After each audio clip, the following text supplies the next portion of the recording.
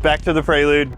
If you actually haven't seen what we've done so far with the Prelude, we do have a playlist. We actually have something special. Our friends over at Hasport and VTech Academy were ever so kind to help remedy our mount situation and sent over a full set of mounts for this thing so we can finally get rid of that bad word called innovative and their trash mounts.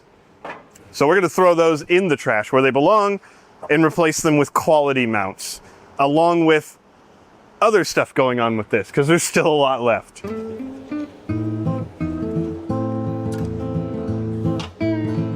13.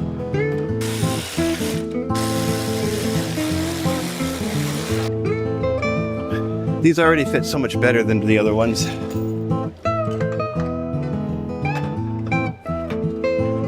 Trying to remember how I got it in. There we go.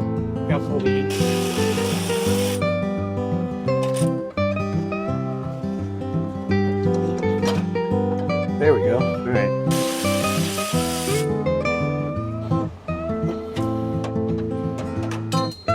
Oops. It's okay.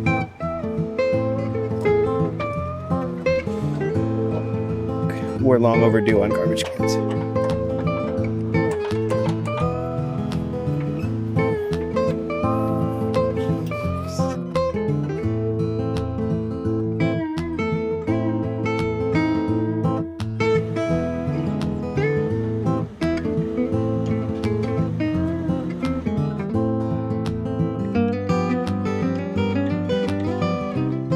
We have the brake line, so I've got two of them done, the ones from the master to the ABS unit. And then I'm going to come from these two, which are for the proportioning valve, over to the proportioning valve here. So this one closest to the driver's side goes to the other side of that, and that one goes to this one, which that's just how it works. And then these two go to the fronts, and then the two top ones off of this are going to go down, and I'm going to mate them with the OEM brake lines, because I don't really see a point in making my own brake lines all the way back.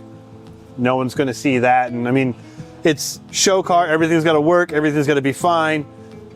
The stuff that we're not really going to see that often just needs to be there and works. I have a pre-bent one for the proportioning valve. I use a brass wire, so it's like a brass welding wire. And I pretty much just use it as a template because the bend is going to be different and whatnot for the actual brake line, but I just want to know, like, okay, this is where the line is, this is where the line is, that way I can mimic it.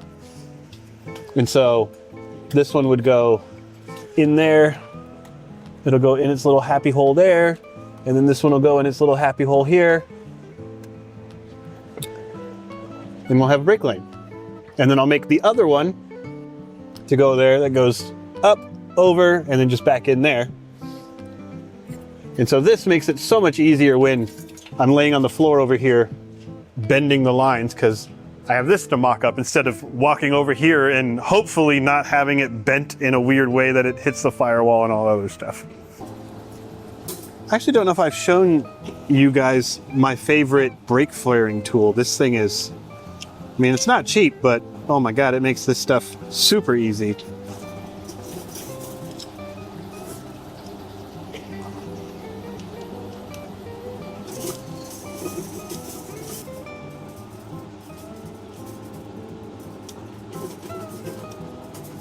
It's much faster than the brake flaring tools you would buy at like O'Reilly Auto Parts. Very nice there.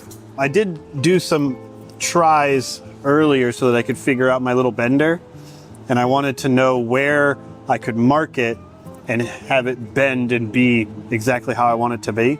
So these were my little tries, and what I found out was whatever the size is, how far I want it to be from one end to the other end of where the top of the line is going to be, I actually have to mark it a tiny bit, like roughly a 1/16 past where my measurement is. And then on my little dial, I line it up with the 0. And then when I line it up with the 0 and I bend it, it gets it close enough to where I'm not going to be mad afterwards.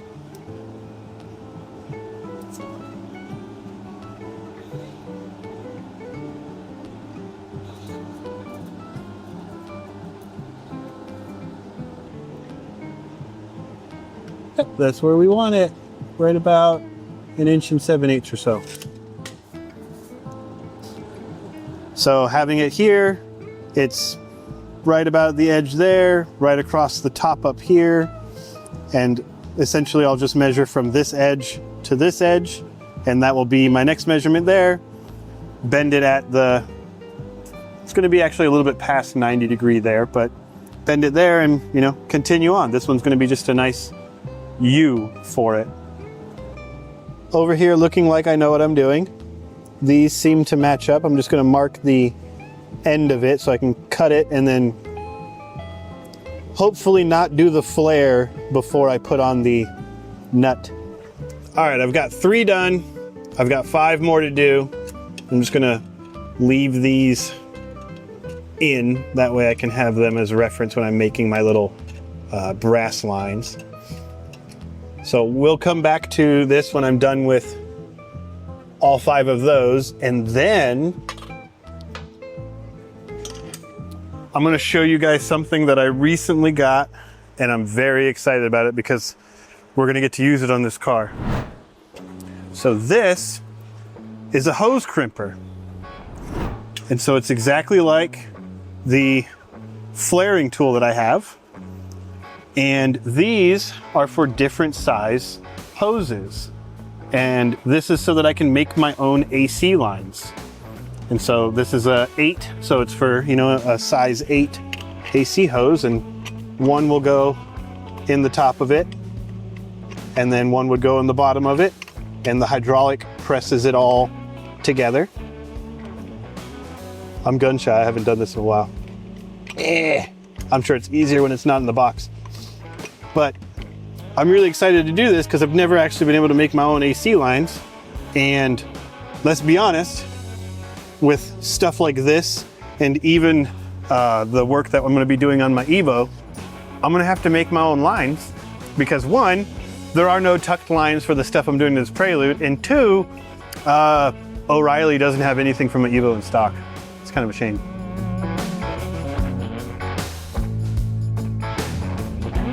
With the Prelude, running the brake lines, I wanted a really nice brake holder, line holder. So I was looking on the internet, I was looking around, and I was like, it's not really any brake line holder that I think will work well with what we're trying to do. That's why we have a 3D printer. So I sat down and I made some. And there are 5 lines, 4 lines, 3 lines, and 2 line holders that I have all here. So hold on. Oh, yeah, there's that 3D printing crackle. Look at that. Ooh, it's okay. I made these out of ASA, so they should be able to handle some things. But we're gonna go over there, and I've got all but 2 lines made for the brake lines right now. All right, I got all my 3D printed stuff apart and whatnot. We have 2s, 3s, 4s, and 5s. And so this is, you know, you got the little clip style connectors, and they shove together nice and firm. This one's got three lines that it's supposed to hold. I've got a couple on the car, so you can kind of see roughly what we're going for. So here's a 2, there's a 4. And the one thing that I worked on the most was getting them to unclip. They do unclip, and then you can, you know, change them out and all that stuff, or take them off when you need to. Next is going to be AC lines. So I actually have that cool little tool that I showed you guys here. I got some of these fittings, and these fittings go to number 6, number 8, and number 10 for the AC fitting. So we can put these on, and the tool is to crimp this onto the line. So I don't know if I have enough line, but this is at least going to get us started for it. And then I gotta make a mounting point for the receiver dryer that we got with the kit, which oddly enough looks almost identical to the one that's actually meant for the Prelude. So once we get this done and the brake lines done, which I got 2 more brake lines to finish, we're gonna make the reservoir for the water part of the air to water intercooler. I'm gonna redesign the bracket for the intercooler. I think it's about time for me to do that since everything else is kind of coming together. That, and with the new motor mount, it's kind of a little off kilter because it mounts a little different than how it did before. After that, there's minor stuff, like I gotta do the clutch line, which is just I'm gonna get an AN line and however long it's going to be. And then I have wiring to do. There's probably other stuff I'm forgetting right now, but I'm seeing some light at the end of the tunnel. So watch out for the videos coming up of us getting further on this, but the wiring one's gonna be fun. I'm finishing up the wiring on my CRX, which that's giving me kind of like practice for this. This one's getting close and I'm getting excited. So subscribe, like, do all that other crap. Watch our old videos on this thing. This Prelude's come a long way. Subscribe!